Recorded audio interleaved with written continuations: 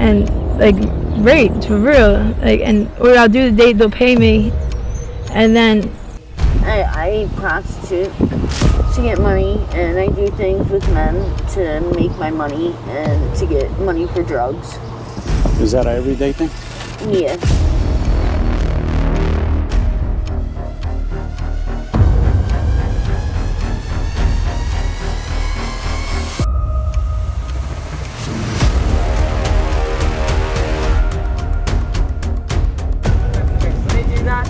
They're getting manipulative to get what they want.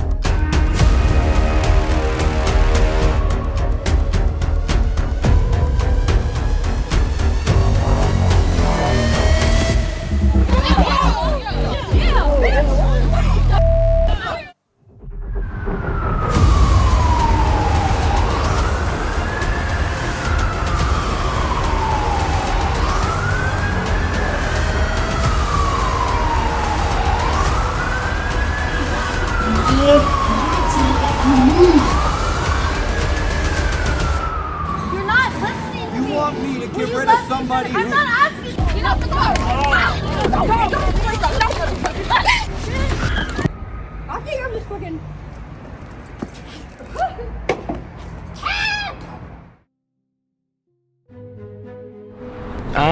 New Year's Eve, I met some dude and he had put a gun to my head and made me basically give him sexual favors for free for like 2 hours straight in an alleyway. I ended up telling him I had to pee, and I had to beg him actually to go pee, and then he was like, alright, but you gotta get out with none of your stuff on. So I got out the car with none of my stuff on, and then I ended up running. The United States, the largest nation in North America, stands as a beacon of freedom, opportunity, and innovation. With a powerhouse economy that's roaring ahead and a reach that shapes the world stage. But what if the stars and stripes we pledge allegiance to were woven from the hushed cries of girls just 14 years old, hawking their innocence on rain-slicked sidewalks?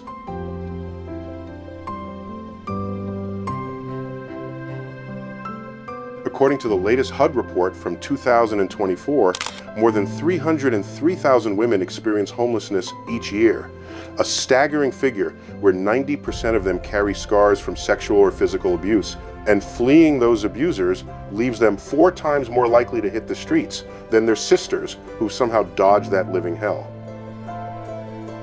Deeply troubling, isn't it? And so many of them are backed into impossible corners just to scrape by another day. Some barter away their safety for a scrap of shelter, while others turn to the shadows society won't name, trading intimacy for one more breath.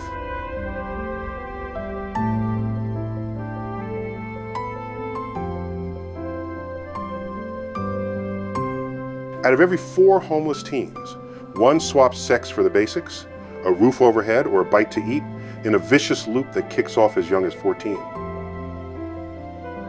In a land of plenty like the United States, it's downright gut-wrenching to swallow that tens of thousands of women bed down on icy sidewalks, in beat-up cars, or beneath overpasses night after night.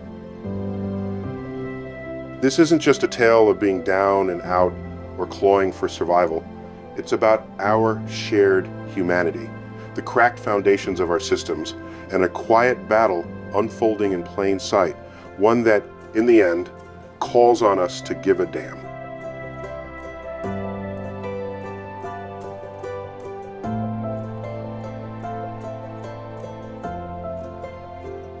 When we gaze upon the scourge of prostitution in America, we're not just peering into some shadowy, illegal marketplace. We're staring down a gaping social wound that cries out for understanding, not finger-wagging judgment, but the quiet mercy of compassion and a burning hunger for real change. These women aren't cold stats on a page. They're the mothers cradling faded hopes, the daughters with laughter once bright as dawn, the sisters who built lives with steady jobs, warm families, and dreams that stretch toward the horizon. Then life, that cruel turncoat, wheels away without a backward glance, and the system stumbles in too late, if it shows up at all, leaving them adrift in the chill.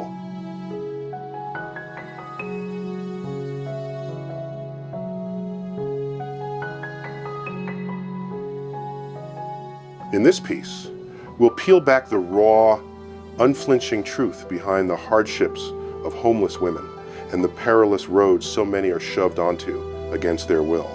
The hidden underbelly of survival sex work, where every transaction chips away at the soul. Through their voices, their hard-earned stories, we'll burrow deep into the tangled roots of homelessness, reckon with society's numb indifference that lets it fester and map out the merciless cycle that chains countless women in its grip. Above all, this writing will hurl those thorny questions your way, prodding you to confront the unseen crisis unfolding right under our noses, one we dare not keep pretending isn't there. Because in the end, folks, ignoring it doesn't make it vanish. It just buries the hurt a little deeper.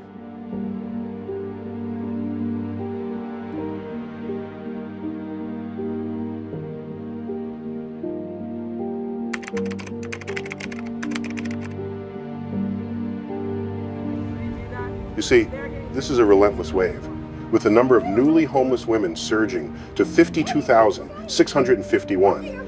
Many of them fleeing the ghosts of domestic violence that chased them right out the door. Heck, 38% of those who've been battered end up on the curb at some point or another. And it's not just any women. Our black sisters shoulder the heaviest burden, making up 32% of those tallied in the frigid January counts. Their stories etched into the frostbitten sidewalks of Chicago and Baltimore. The hard truth is, plenty of these girls don't turn to prostitution out of desire, but out of sheer desperation. When their pockets are empty, there's no safe place to crash, and the social safety net is pretty much slammed shut, making survival sex, trading intimacy for basic needs, the grim toll for a meal, a night's shelter, or settling a debt.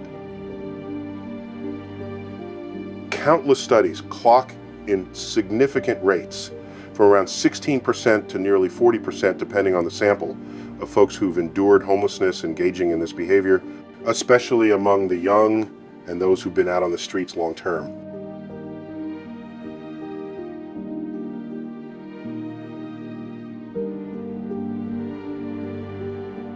Yet, to truly grasp this heartbreak, we must dig deeper, unearthing the roots that twist back to childhood wounds and societal blind spots, where trauma blooms like weeds in cracked concrete.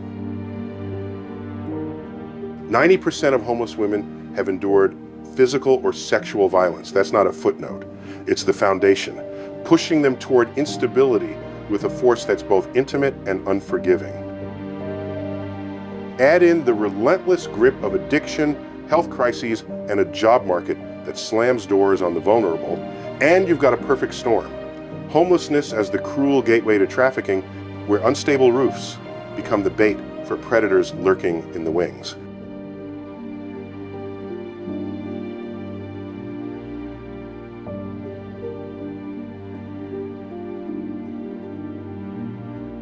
Furthermore, domestic violence and prior sexual abuse pave a straight path to both homelessness and being forced to trade one's body for a roof over their head, a link that's hammered home in countless reports on intimate partner violence and homelessness. So, when we talk about the industry of prostitution tied to the unhoused, we've got to draw a clear line between voluntary sex work, deliberate exploitation, and human trafficking, with bad actors cashing in on those cracks for profit. I can't help but wonder, do we really want to punish the victims of poverty, or should we be building real ways out instead?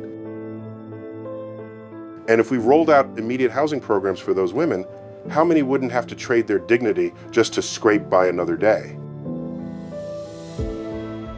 The harsh reality is that dipping into prostitution often comes bundled with brutal health risks, repeated violence, and a hell of a time finding an exit ramp. That's why the fix isn't just about legalization or bans. It's got to be housing, mental health care, and genuine job opportunities. And the support? Pathetic. Really, with barriers like discriminatory housing policies and a threadbare mental health safety net turning escape routes into mirages.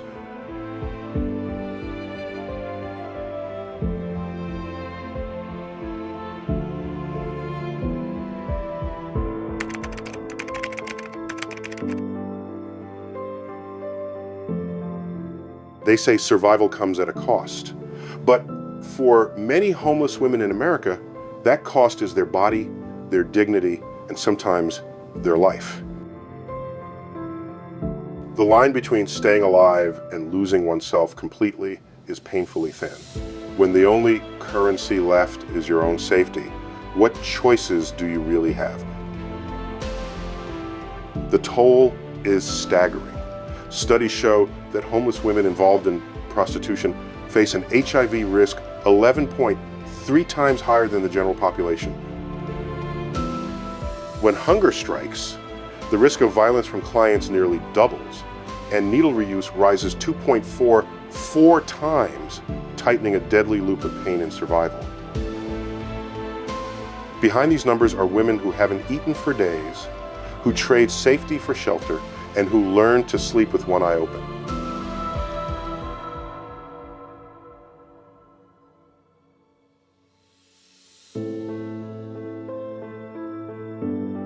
And yet, the damage goes far beyond the physical. Around 66% suffer from PTSD, reliving trauma every single night. Addiction follows a numbing response to unbearable memories, with 95% to 99% reporting dependence on alcohol or drugs. How do you rebuild a life when every coping mechanism is also a weapon against you?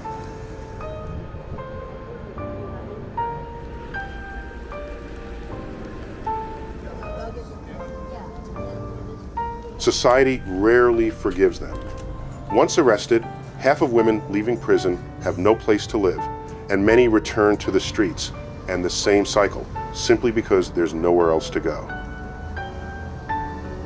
They are not only punished by the law, but also by a system that refuses to see their pain as human. It's heartbreaking to realize that some victims are barely teenagers. One report told of a 2-year-old girl raped repeatedly before being forced back onto the streets.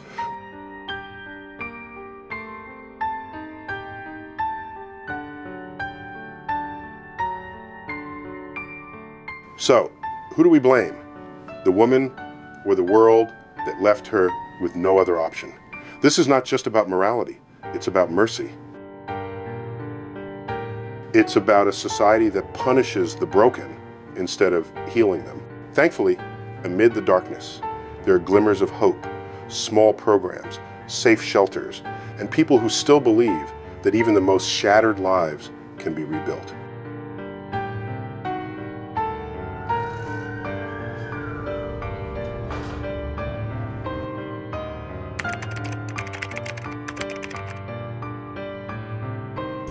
Robin, 36, from Philadelphia, once had 2 children and a small home.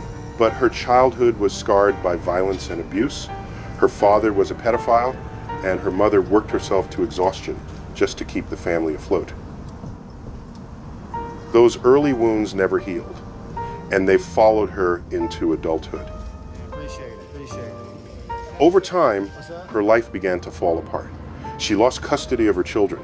One now lives with their father, and the other she gave up for adoption because she didn't want her child to grow up on the streets. She rarely speaks to her mother anymore, afraid that seeing her like this would break her heart.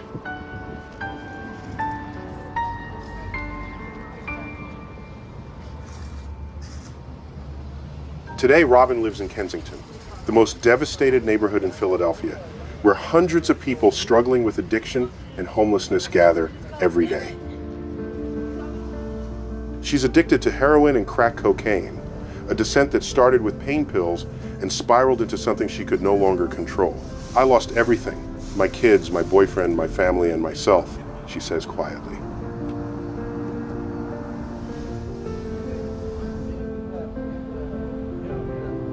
When the money runs out, Robin turns to sex work to afford her next fix. "It's the worst thing I've ever done, but it keeps me alive," she admits. She works mostly at night, when the darkness lets her hide from the world. Many times, she's been robbed, beaten, even assaulted.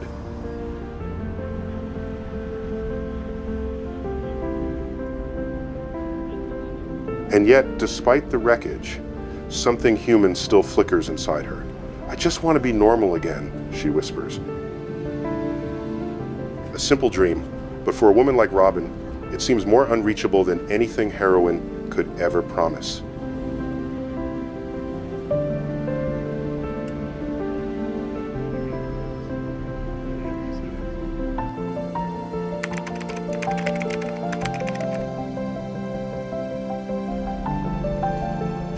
There is no easy road out of the darkness of poverty and despair. Yet hope still exists in the open hands of those who care, in the quiet work of organizations that save one life at a time. Stable housing is the first key that unlocks the door to freedom from this vicious cycle. After all, how can anyone think about tomorrow if they don't know where they'll sleep tonight?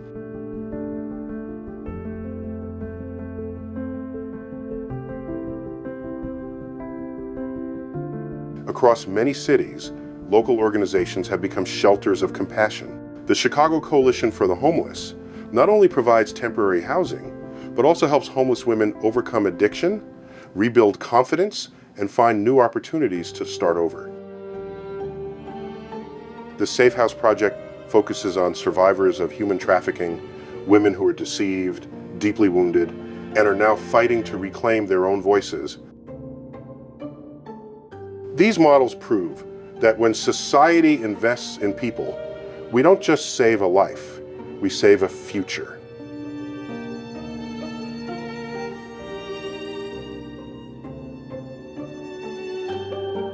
On a national scale, programs like Covenant House offer protection and guidance to homeless youth across America, while the Polaris Project continues its tireless fight to dismantle trafficking networks. And when someone needs urgent help, the National Human Trafficking Hotline, 1-888-373-7888, is always there, 24 hours a day, without judgment, without stigma.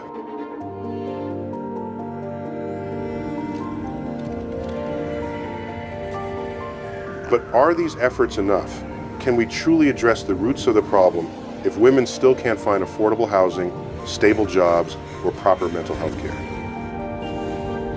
The answer, perhaps, lies in how we see them. Society must begin to view survival sex work not through the lens of judgment, but through understanding and empathy. No woman chooses that path if she has a safe place to return to.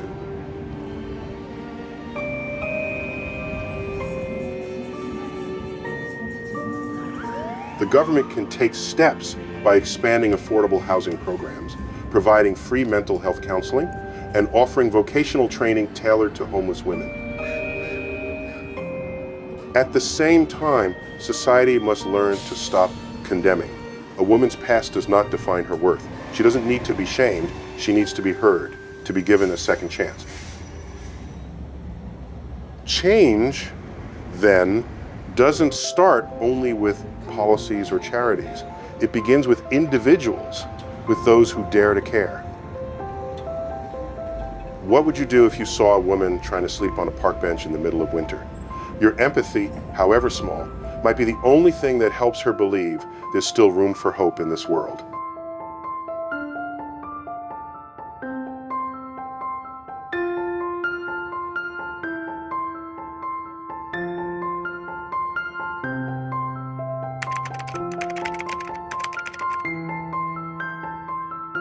Cold statistics, numbers of the unhoused families losing shelter, an 18% nationwide increase, according to recent reports, can never replace the voices behind them.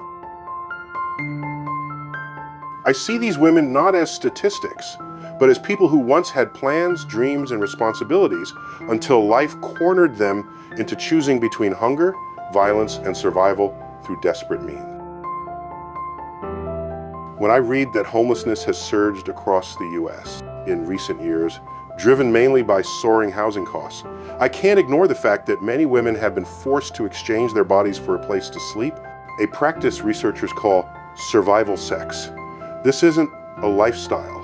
It's a response to pressure, fear, and scarcity.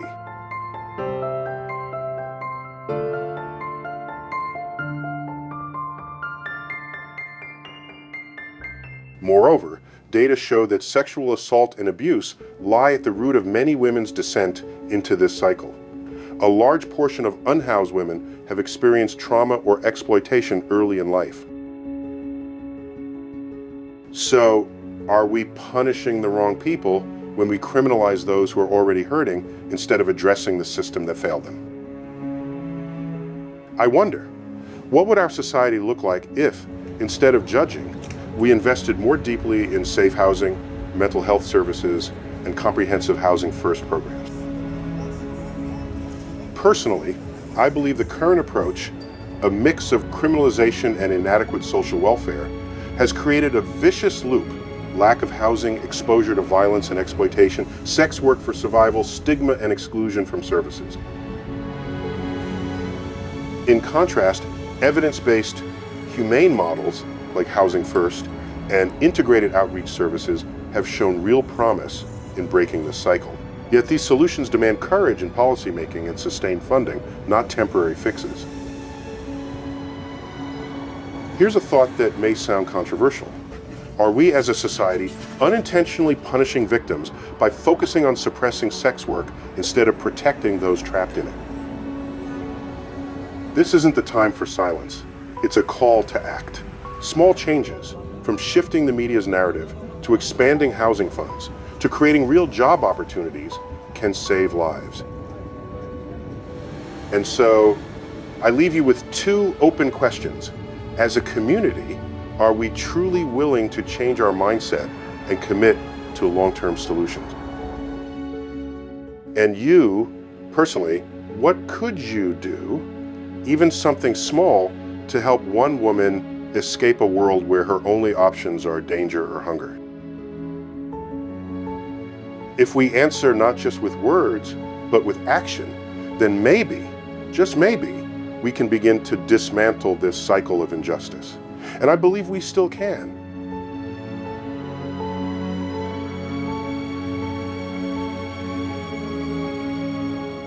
Conclusion. As I sit here reflecting on the tangled web of homelessness and survival sex work that ensnares so many young women across this land, the numbers hit like a slow-rolling thunder.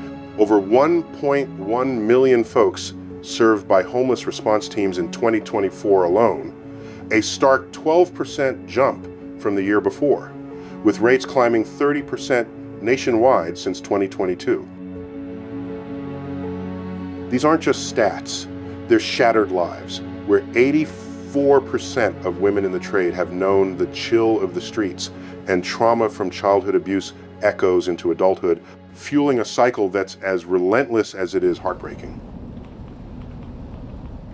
We've traced it all.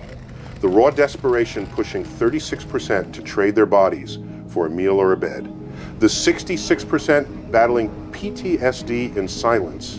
And the fresh data from early 2025 underscoring how these women face chronic illnesses at rates far steeper than their housed sisters. Yet, in this grim ledger, glimmers persist through outfits like the Chicago Coalition, pulling souls from the brink. But here's a thought that gnaws at me, one that stirs up folks on both sides of the aisle. What if we admitted the American dream, that shiny beacon we've peddled for generations, is rigged from the start for the vulnerable, leaving girls as young as 14 to fend off predators in exchange for scraps? Isn't it high time we reckon with that, rather than whispering platitudes? And you, have you ever paused mid-stride on a bustling sidewalk, wondering what invisible scars that woman clutching her coat might carry? In the end, though, hope isn't some distant mirage. It's forged in action. We've got tools at hand, the National Human Trafficking Hotline ringing with urgent pleas, Polaris Project warriors dismantling rings of exploitation, and community drives swelling with awareness since those 2024 surges. Folks, let's lean in. Donate $1, volunteer an hour, or just speak up at the dinner table. Imagine one girl, eyes once dulled by defeat, stepping into stable housing, reclaiming her story. That's the quiet revolution we owe her. After all these years watching this unfold, I believe it's not just possible, it's the moral imperative staring us down.